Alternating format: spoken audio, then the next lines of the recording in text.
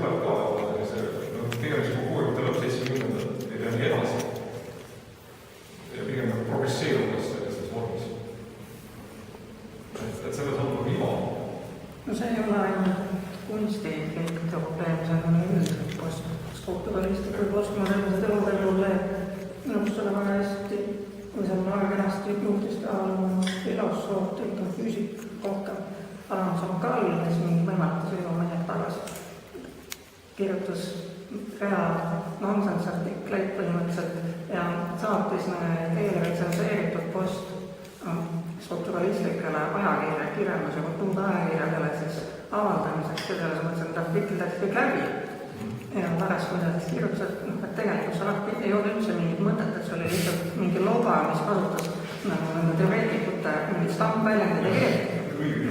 Siis sellest tegelikult võikis suur skandaal filosoofia ringkondades. See tegelikult minu arust ka suuremalt näitab, et teooria võib ikka mandada päris no see on väga hea paroodia muidugi, väga tõsine oluline tähelepanek minu pärast, et jah, et ma olen ise ka pannud tähele, et paljud kriitilised või analüüsivad tekstid on eriti kunstikriitikus on sellised palju tegelikult, kui hakkad hästi loogiliselt järgnema seda tõlgid sõnad ära, mis seal kirja pandud, siis on nonsense lõpuks tulemus. Minu jaoks viimane eriti õõvastav avastus oli see, et see on vaieneb tegelikult ka märksa nagu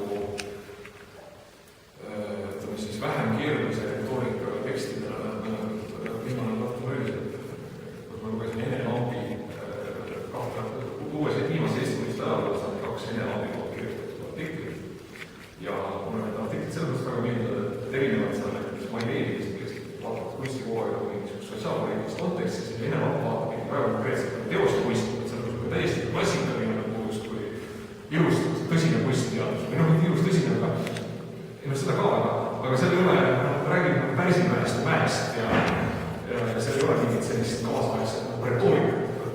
Ja siis me Peeter Korsmaniga lugesin need laused, võtsime kõrvale 77 aasta Eesti kunstiteadus, kus on kõik väga sarnased laused.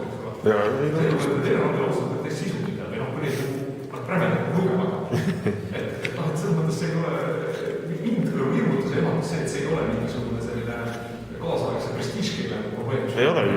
Või täiesti nagu vaba. No ma olen lugenud 60.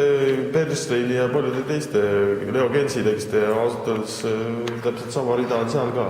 Et see on, tekstid on segased, palju on igasugused tolleaegset kui ka universaalset kunstikriitika leksikat ja ka suhteliselt mõtted on väga raske leida.